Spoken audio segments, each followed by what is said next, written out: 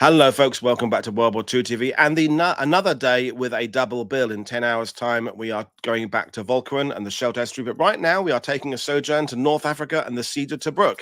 Craig Tibbits from the Australian War Memorial joins us to talk about the 9th Australian Infantry Division. And amazingly, it's our first Tobruk show on the channel. 1,600 shows so far. And although it's come up in passing in various times, this is our first dedicated Tobruk show. So I get a bit of a spank on the hand for not tackling it earlier. But I'm delighted to bring in Craig now. Good evening, sir. How are you today? Good evening. Very well, thanks, Paul. So we've been talking a lot on the channel about the 80th anniversaries that have been flying past in the ETO, and we've talked a lot about Australia with Anzac Day, a lot of focus on Tobruk, as we're discussing today, and Gallipoli in the First World War. But do the other 80th anniversaries, things like, I don't know, Market Garden and Normandy and the Pacific Campaign, do they get noted with the 80th anniversaries over in Australia? Yeah, they do. We've where I work at the Australian War Memorial, we've got a range of different ways that we commemorate anniversaries. So we tend to do like 0s and 5s, so 75th, 80th, and that sort of thing. So yes, 1944 is fairly prominent in a couple of different ways. You know, we have some ceremony, larger or smaller ceremonies at the memorial.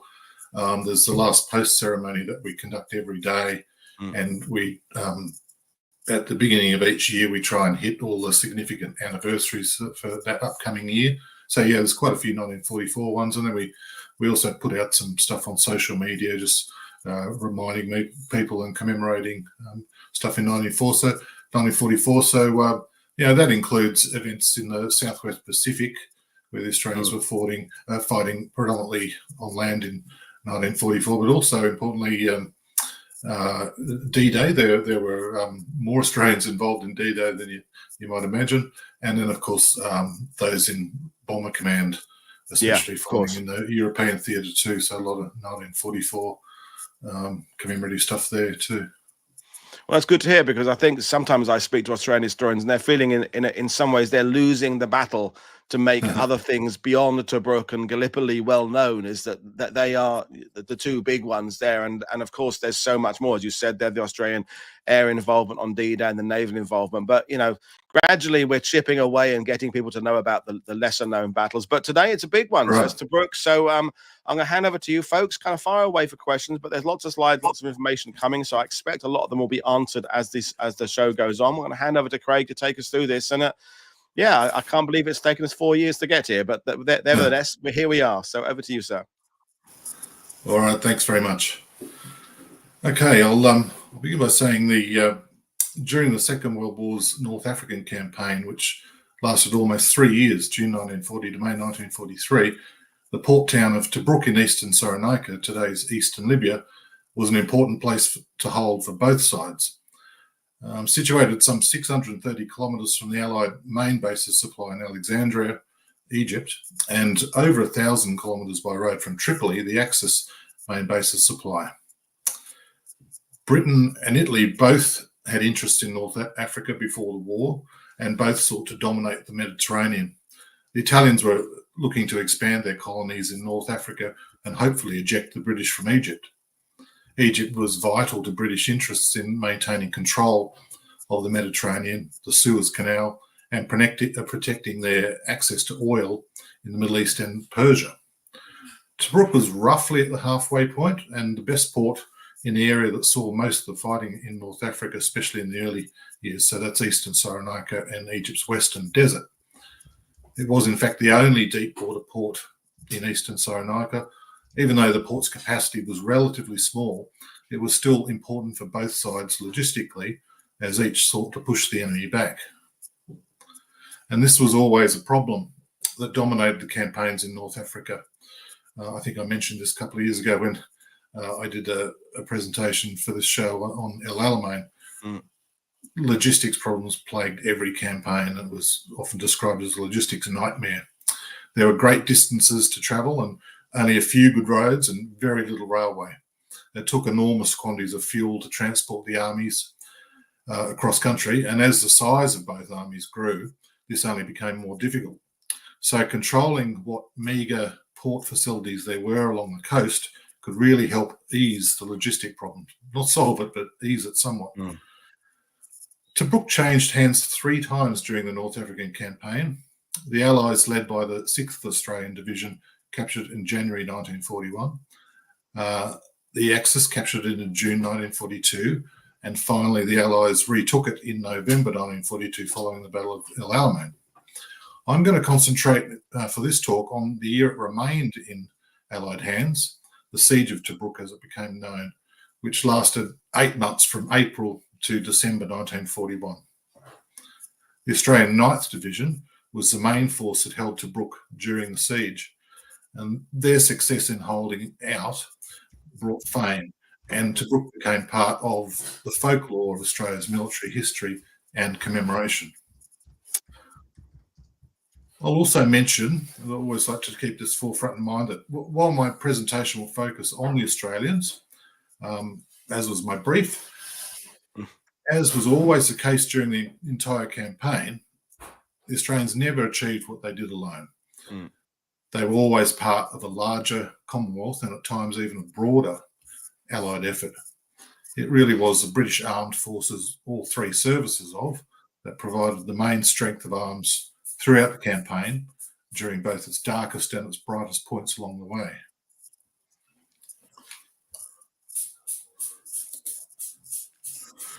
So just a very brief overview of what occurred in North Africa prior to the siege. The Italians invaded Egypt in mid-September 1940, but made only very meagre progress. In December of 1940, British and Commonwealth forces launched Operation Compass, which quickly drove the Italians back over the frontier and out of Egypt. In January, led by the Australian 6th Division, the towns of Bardio and Tobruk were quickly captured. Tens of thousands of Italian troops were captured and they lost enormous quantities of weapons and supplies. Important to the next phase of the story, at Tobruk, the Australians captured 208 artillery pieces, along with vast quantities of ammunition and even substantial supplies of food and water. In short order, what was left of the Italian army fled headlong out of Cyrenaica to Tripolitania, which is today's Western Libya. All told, by this stage, they'd lost over 100,000 men and thousands of tanks, guns and vehicles together. The Allied forces then paused and went on the defensive, leaving only a small force behind. They began marshalling much of their strength in North Africa to be dispatched to help defend Greece, where the Axis threat was building.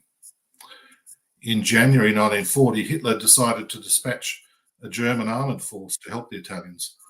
Led by Lieutenant General Rommel, they were initially intended to just be a blocking force to prevent the Italians being pushed even further back. The German force arrived in Tripoli in mid-February 1941. But Rommel did not want to sit on the defensive. Against orders, he launched a lightning attack on the 24th of March 1941.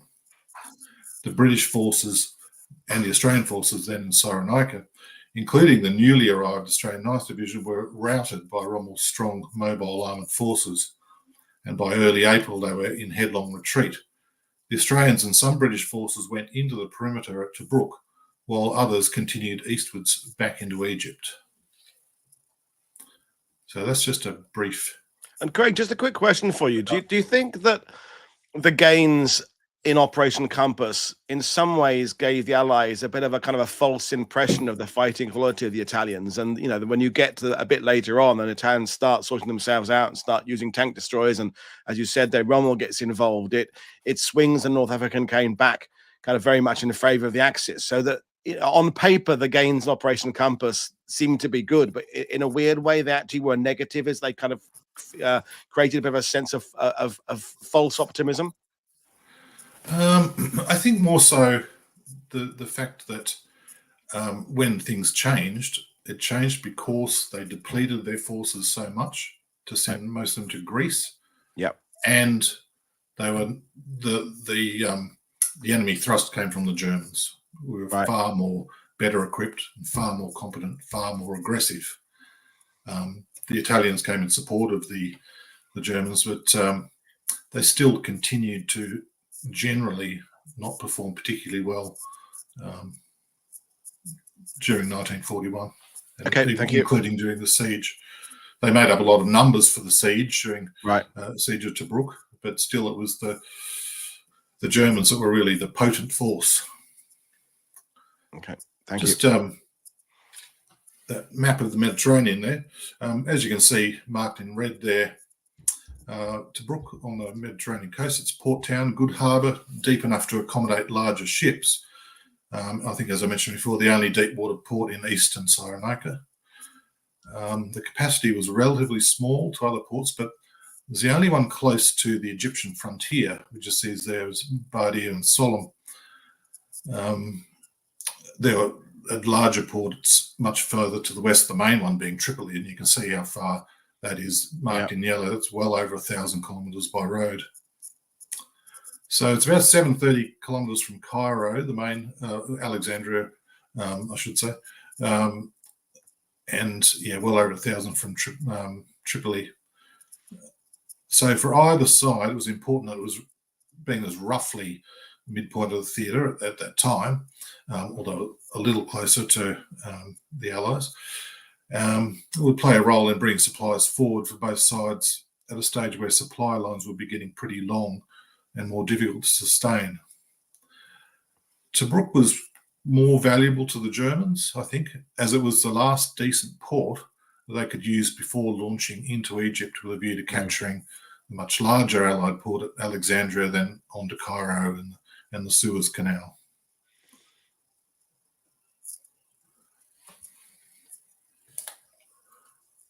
Next slide, I just show some of the commanders in charge during the siege, and I'll just briefly go what the opposing forces were. So in charge of the Australian 9th Division was Major General Leslie Morshead. He'd only just been given command of the 9th Division, and there'd been a lot of swapping and changing around with the Australian divisions and their various brigades and battalions. So as it turns out, this was the 9th Division was the least experienced, had the least experienced units there at the time. They'd really only had some experience in the pursuit of the Italians to the border, Tripolitania, and then the headlong retreat, sometimes referred to as the Benghazi handicap, to get back to Tobruk. So, and they had not had much time to organise themselves and even get to know each other. There was a lot of swapping around, and led to quite a bit of difficulties. So pretty inexperienced and still getting their act together as a unit. The opposing commander really in the field was Lieutenant General Erwin Rommel, leading his then forming Africa Corps. So the Australian 9th Division had its 3 brigades, 20th, 24th and 26th brigades. They also had artillery, anti-tank, anti-aircraft engineers, signals units, and also brought, just before the siege set in, was the 18th Australian Brigade, which is from the 7th Division. The other parts of that division had been earmarked to go to Greece, but they ended up not going. But the 18th Brigade of the 7th Division went in there, and it's always worth mentioning them because they often get overlooked not being part of the 9th Division. So, right. And they were important too because they provided, the 3 brigades of the 9th Division could hold the perimeter, and the 18th Brigade, the 7th, could form a mobile reserve in the centre to deal with any threats that needed dealing with in any particular sector. This is just a photo of Morshead and some of his senior officers there, a mixture of British and Australian. Importantly, the anti-aircraft and the artillery chiefs were British, and of course tanks too. It's his name, Colonel Keller from the Royal Tank Regiment, you see there in the black beret. So British forces in with the Australians in the garrison were part of the 3rd Armoured Brigade, Royal Horse Artillery, which included 25-pounder field guns and anti-tank guns, 4th Anti-Aircraft Brigade, 1st Battalion Royal Northumberland Fusiliers, which is a machine gun battalion, various other corps troops, garrison troops, engineers, ordnance, service corps, medical, that sort of thing. And also 18th Indian Cavalry Regiment was there too. Axis forces at the time, they were constituting as the siege got underway. The German Africa Corps was initially the 5th Light Division. Now that division, during the siege, I think in about August, was renamed as the 21st Panzer. But at this stage, it was not the full strength Panzer Division. It was named 5th Light Division. And they were later joined by 15th Panzer Division, which came in bits and pieces during the course of the siege, not least because some of their gear got sunk on the way over. So they took a bit longer to get up to full strength. The Italian troops involved, I believe, came under the 5th Italian Army, since their 10th Army was the one that got destroyed in Egypt and eastern Cyrenaica. 5th Army included armoured and infantry divisions such as Arietta, Trento, Brescia, Bologna, Pavia and Savona. I must also, not to overlook the 80th Brigade, the 7th Division. This chap here must also not be overlooked, especially to do with the early formation of the defences at Tobruk. Lieutenant General John Lav, he was actually the commander of the 7th Division, but he got elevated just as the siege was about to commence to Western Desert Force, of course, because O'Connor had been captured just a couple of days before. So Laverack was actually placed temporarily in command of Western Desert Force, and he was in there in Tobruk for the first week of the siege, and he, working with Morzed, he deserves a lot of credit for undertaking, firstly, that Tobruk could be defended and recommending that it not be evacuated. He also formulated the plan. I mean, Moores had put all these things in place, but basing the defence on the existing perimeter, not one of the shorter inner perimeters. Also organising defence in depth, especially with artillery assets. Laverack was an artilleryman himself, so he understood the power of artillery, especially in defence, and also the concept of holding that one brigade in reserve, basically in the centre of the perimeter as a mobile counter-attack force. As I said, there's various perimeter lines. The outer one, the red one, is what they, under Laverack and Morzed, agreed that was the best perimeter, even though it was the longest one. It was about 35 kilometres or something. It was the best one to defend. And if they decided to defend the inner one, the blue one, then they'd give up those good positions in the red line to the enemy. So they felt that even though it was longer, it was best to defend the outer perimeter, and then, if needs be, organise defence in depth on the blue line, and the green line was basically the panic line, the one to hold if they were forced to evacuate. As it turned out, they didn't really need that. Churchill insisted that Tobruk was a place to be held to the death without thought of retirement. Wavell's instructions for the conduct of the defence were simple. He said, "Your defence will be as mobile as possible, and you will take any opportunity of hindering the enemy's concentration by offensive action." Morshead at the beginning of the siege said, "There will be no Dunkirk here. If we should have to get out, we'll fight our way out. There'll be no surrender, no retreat." Tobruk's strength as a fortress lay in the fact that for an attacker there was no cover. I'll show some slides about that to show you the terrain in a minute. No cover around the perimeter. The area is almost perfectly flat plateau. There's some escarpments that run down as you get closer to the harbour, but out in the perimeter it's pretty much dead flat. The harbour was at the heart of the fortress, and the defences built to protect it ran in that rough semicircle across the desert, 8 miles east of the harbour and 9 miles west of it. The defences mainly consisted of dozens and dozens of strong points.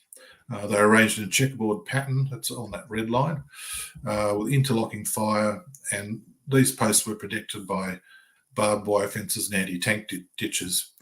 All this stuff had been done by the Italians when they held it, and so the Australians just sought to improve it as best they could in the time available. And as I mentioned, they captured a lot of Italian weapons that supplemented their defence. The strength of the garrison really lay in its firepower, especially artillery firepower, and also extensive use of minefields. And they also actually outnumbered the Axis forces assembling around them. They had about 35,000 troops in there to begin with. Not all were fighting troops, though some were base troops. And the defensive arrangement was based on 4 cardinal principles. Firstly, the garrison would dominate no man's land outside the perimeter. No ground. Number 2, no ground would be yielded in the event of attack. Number 3, every effort would be spent in improving the defences. And number 4, the fortress defence would be organised in depth.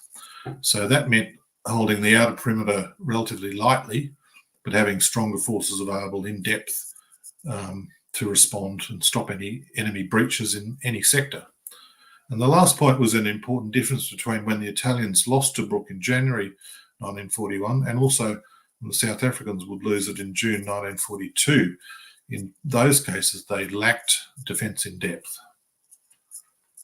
Now, regarding the first point, dominating no man's land, that had a lot to do with maintaining morale during the siege and dominance over the enemy.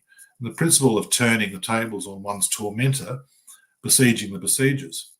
The Australians had developed a reputation in the First World War on the Western Front for relentless patrolling and dominating no man's land and continually raiding the enemy. So they continued that tradition, certainly here in North Africa, whenever they were there. A lot of the senior officers and some of the battalion commanders, but certainly the senior officers, had been officers in the Western Front in the First World War, and that's where they learned this stuff.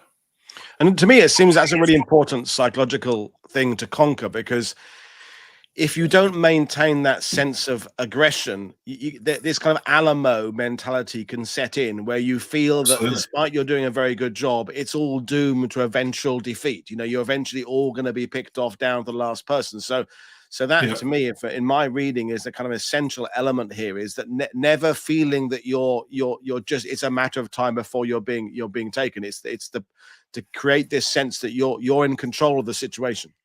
Exactly. And also, dominating no man's land is important in preventing the enemy having an easy time of prepping their attacks as well. The other thing was, Moorehead was a real stickler. He's known as Ming the Merciless. He's known as a bit of a martinet, and he would go out to the posts every day, and he'd get stuck into the troops if they were being lazy, if nothing was going on, and if they were being lazy and not working on improving their defences. He said, you're not doing as you're instructed. You've got to be spending your time improving your defences, but don't get complacent, that sort of thing. Next slide. Yeah, so just show some slides of the defensive positions here. You see the nature of the terrain, mostly very flat, no cover. It was very difficult to dig in with manual tools like pick and shovel. You're lucky if you get weapons pits a foot deep. You had to pile up rocks or sandbags to gain more cover in a lot of cases. A lot of barbed wire defences around the perimeter and the posts. It was an obstacle, but not as thick or as formidable as barbed wire defences on the Western Front during the First World War, as you can see there. They could be breached relatively easily or pulled away, which is why they had to be covered by fire. It's no good having mines and barbed wire if they're not covered by fire or patrolled. There was an anti-tank ditch around the perimeter. As you can see there, it's fairly deep there. Covered most of the perimeter, but not quite all of it. And the depth varied in some places from shelling. It was a lot more shallow, or if Germans had been attacking a particular area, they might fill in part of it. The engineers would work on filling it in. It's just a diagram from the official history showing a typical perimeter post. So you can see there, those trenches there mostly had overhead cover, and the small circular parts in the centre were the fighting pits, and you might have machine gun or an anti-tank gun or a light machine gun, surrounded by wire and mines. And here's an aerial photo oblique of one such post. So they were all around the outer perimeter, and some would be in a little bit further as well in that checkerboard fashion to cover the two in front of it. The one problem with these type of posts was that they had limited points from which to fight. The covered communication trenches were only useful for taking cover and moving from one fighting point to another. And in these next slides, you can see that the perimeter posts, the weapons pits were set flush with the ground. Right.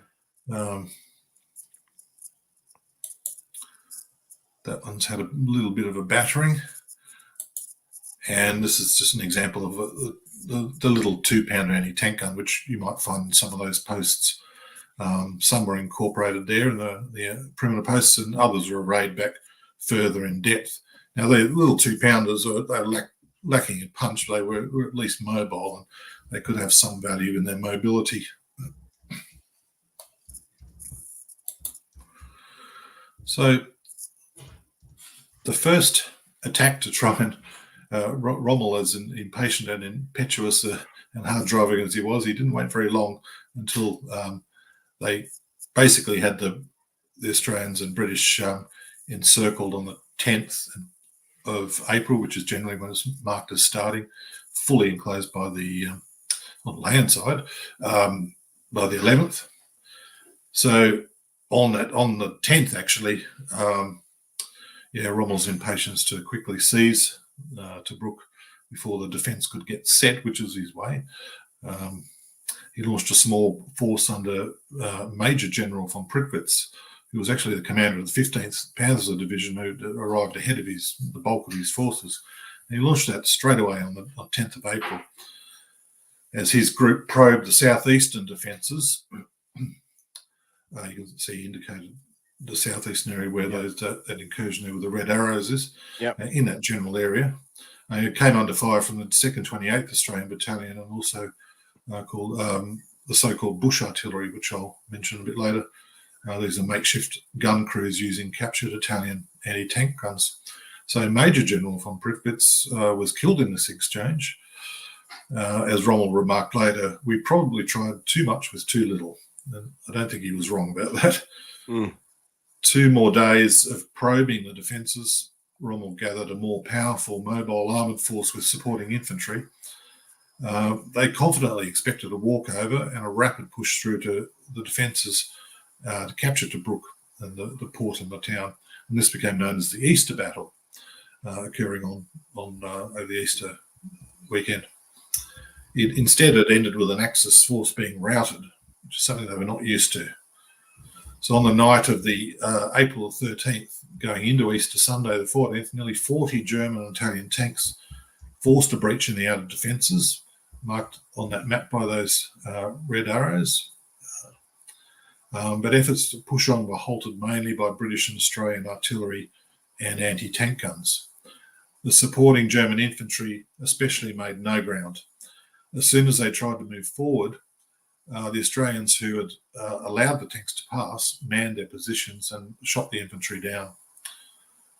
This is where Oberstleutnant Gustav Ponart's 8th Machine Gun Battalion were halted by the Australian 20th Brigade, supported again by artillery. British tanks and artillery turned back the panzers of 5th Panzer Regiment, leaving the infantry and the machine gunners abandoned and pinned down. Many were captured and killed, including their commander Ponart, who was killed. So again, Rommel's, even though he had a couple of extra days to prepare, his impatience and recklessness were on display. He attacked too soon with insufficient strength, I think. It cost him the lives of a couple of key commanders and many good troops. But pushing hard and making bold moves like that and trying to knock an off-balance enemy whilst in retreat was what to date had proven successful for the Germans, especially hard-driving commanders like Rommel. In places like Poland and France, it's what worked for them. Now they had to learn the hard way. It wouldn't always work. On the morning of Easter Monday, the Germans launched another attack with similar results. So they're just banging away and just having the same result. They can get through, but always get stopped and turned back.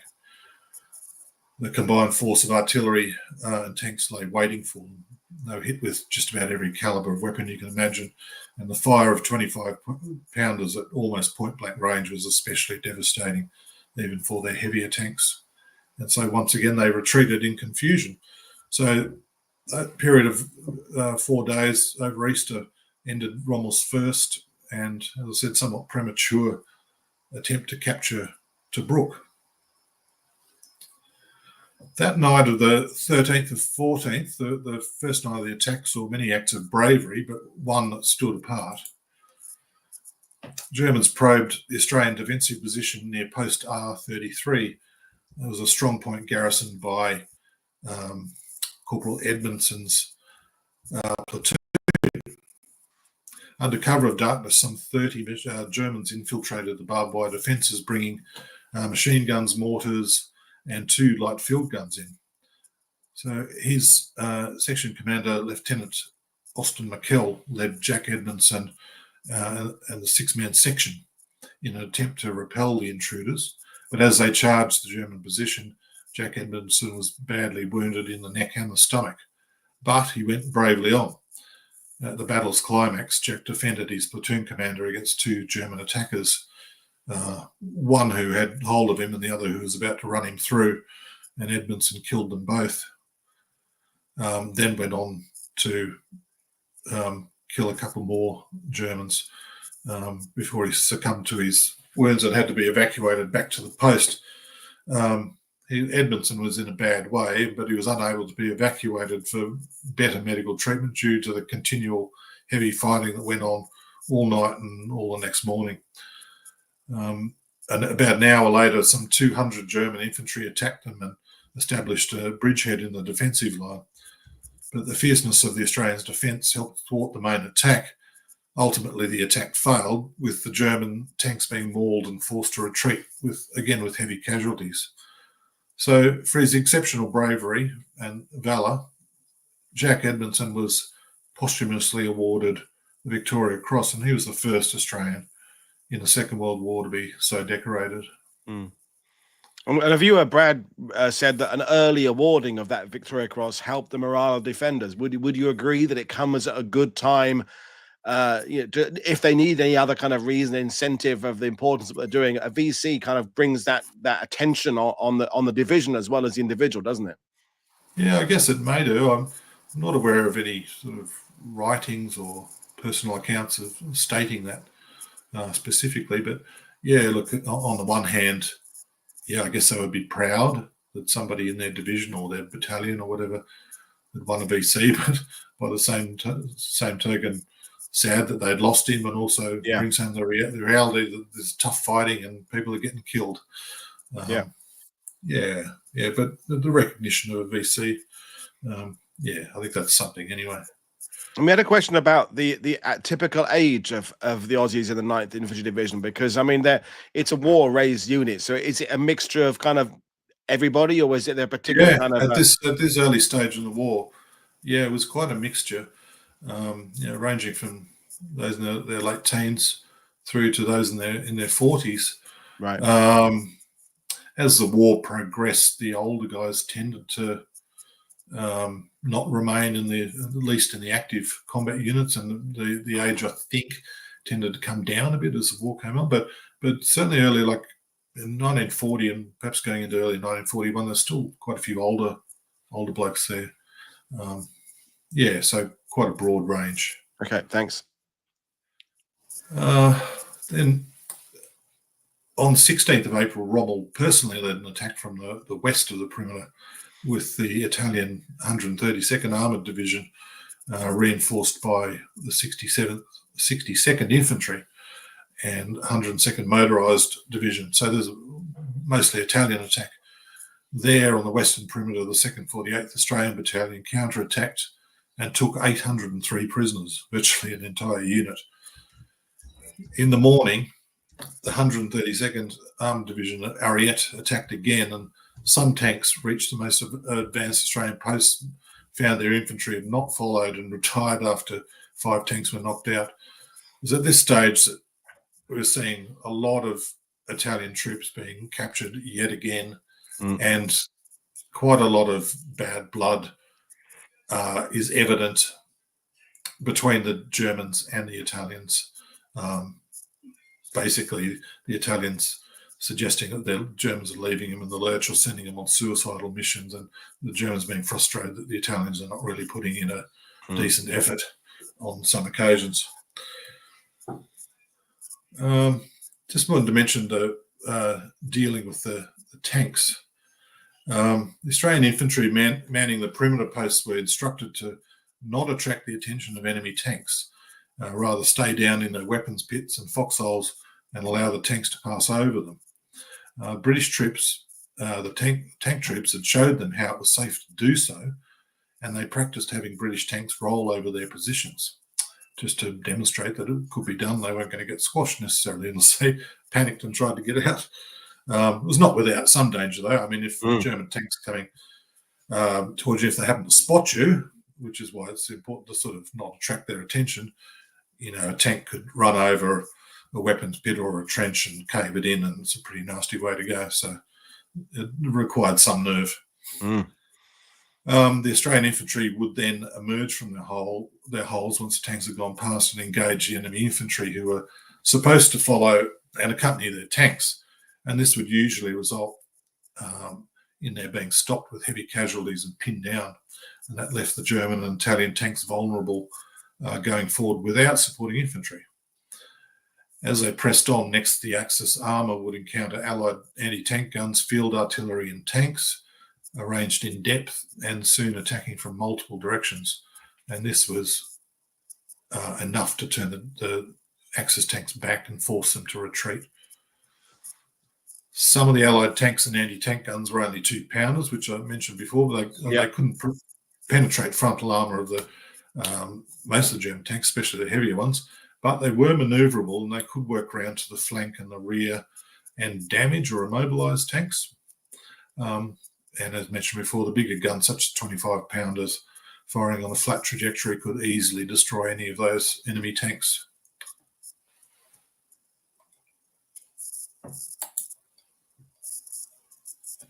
Just a couple of pictures there. I think there's a couple of Mark IIIs on the left there. It's a Mark II on fire.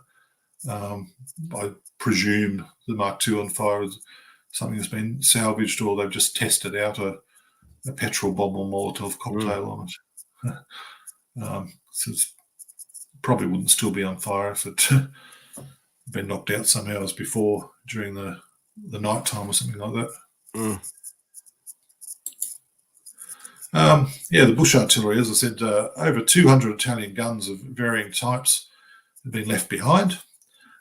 Piles and piles and piles of ammunition, but most of the guns had no sights, so aiming and ranging was crude. Also crude because the crew were Australian infantrymen, had no experience with serving guns, so they were hastily trained by professional British gunners from the Royal Artillery as best they could.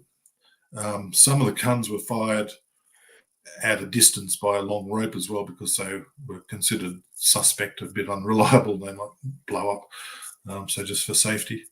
As I call it, there's a couple of hundred guns. They were allocated all over the perimeter, all over the sector, but probably mostly around the blue line or even further back, depending on the range they had.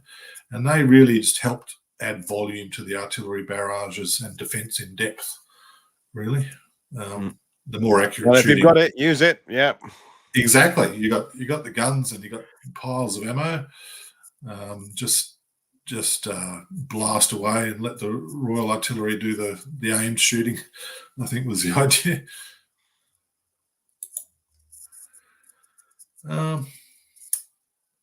The next main attempt that Rommel made to break in and capture Tobruk was known as the Battle of the Salient. So this is beginning. So it's at the end of April, 29th, 30th of April, the night of. It sees a pincer move led by both 5th Light Division and 21st Panzer on both sides of Point 209, known as Ras el Medawa, which is a small hill, one of the very few pieces of raised ground in the area. They captured a salient in the southwestern perimeter. It was a very serious situation, a very powerful attack that went in during the first night and the following day. And the Panzer forces looked as if they might break through the defensive line and reach the town and the port. But some very determined defence stopped them. Again, this was defence in depth working with anti-tank guns, field guns, the bush artillery, and some very costly counterattacks by the Australian infantry as well, I should say. By the end of the 1st of May, instead of being in Tobruk, as he confidently expected, Rommel had suffered another defeat. And although he controlled 3 miles of the perimeter, and I think it was about 15 perimeter posts, his panzer thrust had been repulsed and casualties and vehicle losses were again very high. Fighting went on for a few more days, with the Australian infantry trying to recapture lost perimeter posts. As I mentioned, part of the doctrine was we must try and recapture anything that's taken. But this eventually proved too costly and it ceased by 4th of May. The Germans retained much of the salient thereafter. Now, on the second map, you can see, again, on that southeastern side, that blue section there is what the Germans held on to. The Australians, they reduced the bulge a bit, but they couldn't pinch it right out, so it basically stayed there. They were contained, the Germans and Italians were contained, they're not going anywhere. In May and June, after this second major attempt to storm Tobruk, the siege then settled in, and the Axis, after that, resorted to air power to try and bomb Tobruk into submission. There were a couple of attempts, the rest of the Western Desert forces across the Egyptian frontier, looking to make a counter-attack to come through and relieve the garrison in Tobruk. A couple of abortive attempts in 15th of May, Operation Brevity, a 2-day limited attack to fight through to Tobruk, went almost nowhere. And 15th of June, Operation Battle Axe. That was to be a major attack to try and lift the siege again, but like Brevity, it lasted only 2 days before it was deemed to be a failure. So I just mentioned now a bit about the air war, air attacks, air support, sort of thing. That's a diorama that we have in the Australian War Memorial. It's a great one to see in the galleries when you, if you get the chance. The defenders of Tobruk suffered heavy bombardment from Axis air forces in the perimeter defences, in the inner defences, the town, and especially the port. It was pretty much daily. Sometimes every hour or every couple of hours. The anti-aircraft defences were good, and perhaps up to 150 Axis aircraft were shot down over Tobruk during the siege. The estimates vary from about 80 to 150. I don't know why the discrepancy is that big. There were 2 RAF squadrons based at Tobruk with Hurricanes, and a few other squadrons nearby, but they were generally at this early stage outnumbered and overwhelmed by the sheer quantity of German and Italian aircraft. So a lot of the Desert Air Force squadrons were, after that hurried retreat, were re-establishing themselves at air bases back in Egypt, and they were not, except for the 2 that were based in the perimeter, they were not able to respond to the attacks on Tobruk as readily as they would have liked. I guess this is tying in with the period, Craig, when people like Collis Shaw and the others are trying to, solve that dilemma of is the air power there to support ground operations, or is the air power there for something else? That eventually kind of morphs into the policy for the ETO. But at this point in 41, it's still no one's quite sure what the primary use of air power is. Is it who should it be there for? And I think that kind of gets sorted out later on, doesn't it? Well, that's right, and I think it gets sorted out as they see what sort of tasks need to be done. There's such a variety of tasks. There's ground support. There's interdiction of supply lines, both on land and at sea. Bombing of ports. Fighting off enemy fighters. Those sorts of things. Fighter screens, and as both air forces built up in number, and the Desert Air Force was starting to build up into greater numbers, and by the end of the siege and going into 1942 was becoming able to assert itself more with more aircraft, putting the Germans and the Italians under a lot more pressure. The other thing too is that because there was very, very meagre Allied aircraft in Tobruk and providing any cover at all over the Tobruk perimeter and the port especially, the impression that the troops on the ground got was that the Air Force is just not here. We're very much like Dunkirk, where that's the same impression because they didn't see them. But what they didn't know, and the same as at Tobruk, is that while the Germans and Italians are bringing up all these forces from the west, the Desert Air Force is attacking them, their columns and convoys on the ground, but further to the west of Tobruk, and the guys in the garrison, they don't see that, they don't know that. But it's that carries on to Normandy. That doesn't change that attitude of those on the ground. I know that from my time here is that you get Tommy saying, "Oh well, where were the bloody Air Force when those 2 Tiger tanks came towards us?" And you have to explain that. Well, yes, but it might have been 8 Tigers had they not been clobbered 150 miles west of here. It's just that you're seeing those that got through the air perimeter in a sense, and the same thing applies to this, isn't it? It's that exactly. If you're an Aussie in a shell scrape outside Tobruk, your perception of the wider battle is negligible. Exactly. Yeah. And like if you're very different experiences if you're on the outer perimeter, or on the blue line on the inner perimeter, and different experiences if you're working on the docks as well. Or the anti-aircraft batteries around the docks, and you don't really know what the other ones are going through.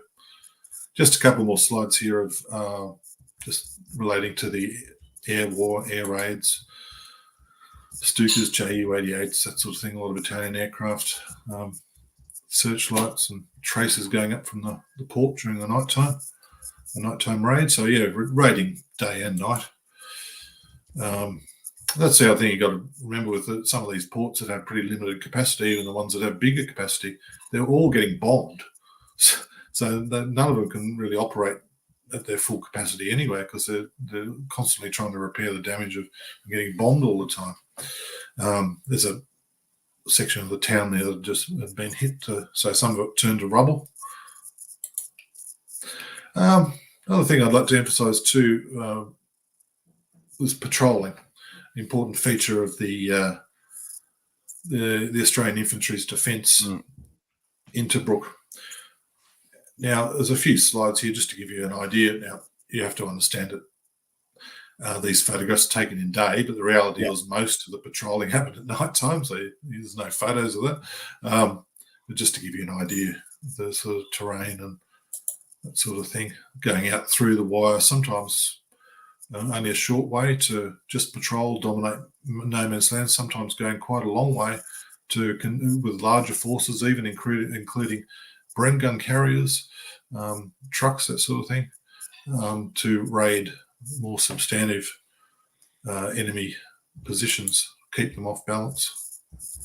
So just a few general photos on patrolling. Of course, we must mention the Navy now here in keeping the garrison supplied and surviving. You can't go past the effort made by the Navy, the Royal Navy and the Royal Australian Navy. They provided the besieged garrisons linked to the outside world, really, via what was known as the Tobruk ferry service. They brought in supplies, medical aid, weapons, ammunition and reinforcements, and while taking out the wounded and also men that were not needed there, empty mouths. And also, especially at the beginning, there was thousands of Italian prisoners there too, so they didn't want them there, so they were taken out too. Overall losses was pretty heavy for the Navy. In support of Tobruk comprised 2 destroyers, including HMS Water Hen, pictured there, 3 sloops, one of which was HMS Parramatta, and 21 smaller vessels. They used quite a combination of small variety of smaller fishing vessels even. The harbour was the vital link that allowed Tobruk to survive. even though when the bombing got so bad, they could really only make a run in there at night time, unload, load up what they need to, and get out of there while it was still dark if they could. Moores had initially called for a build-up of 60-day reserve with daily maintenance thereafter. And it took until July to achieve that build-up. And during those early months, the supply ships were working around the clock, always under attack. There's enemy submarines in the area too. I think it was one of those ships was hit by a submarine. So ultimately, the Navy played a crucial role and were a major reason why Tobruk was able to be successfully defended. Essentially, the Navy meant it. The siege was never a total investment.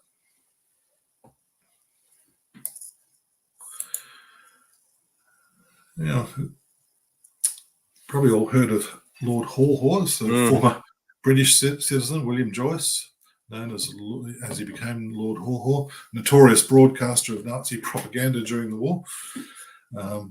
And during one broadcast about the siege of Tobruk, he scoffed that the men defending the garrison were caught like rats in a trap, and referred to them as the poor desert rats who lived like rats and will die like rats in Tobruk.